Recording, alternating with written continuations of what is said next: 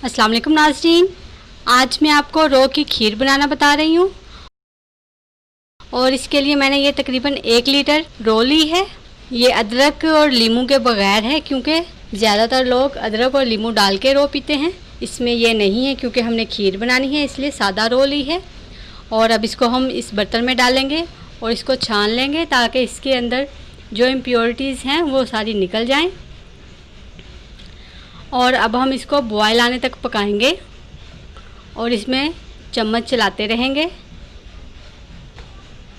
और ये अब मैं इसमें सब्ज़ इलायची शामिल कर रही हूँ। सब्ज़ इलायची को ऐसे खोल के फिर इसमें शामिल करेंगे, ताकि इसके बीज जो हैं वो बाहर आ जाएं। ये 3 अदद सब्ज़ इलायची मैंने इसमें शामिल कर दी है। और अब हम इसको बॉयल आने तक पकाएंगे। इसमें बॉयल आने लग गया है और ये साइडों पे जो इसकी झाग जमा हुई है ये हम रिमूव कर देंगे। अब इसमें आधा कप चावल मैंने पहले से धोकर भिगो दिए थे, अब वो शामिल कर रही हूँ। अब इसको हम थोड़ा सा पकाएंगे।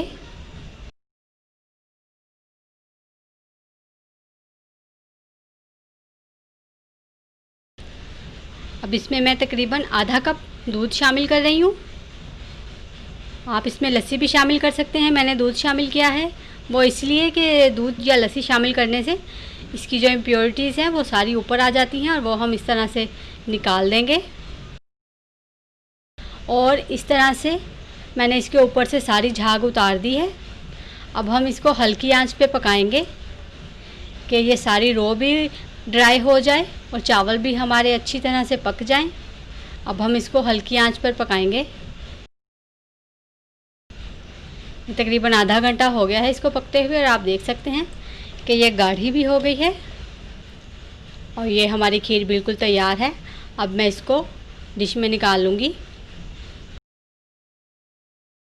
अगर रेसिपी अच्छी लगे तो इसे लाइक ज़रूर करें और हमारे चैनल को सब्सक्राइब करें।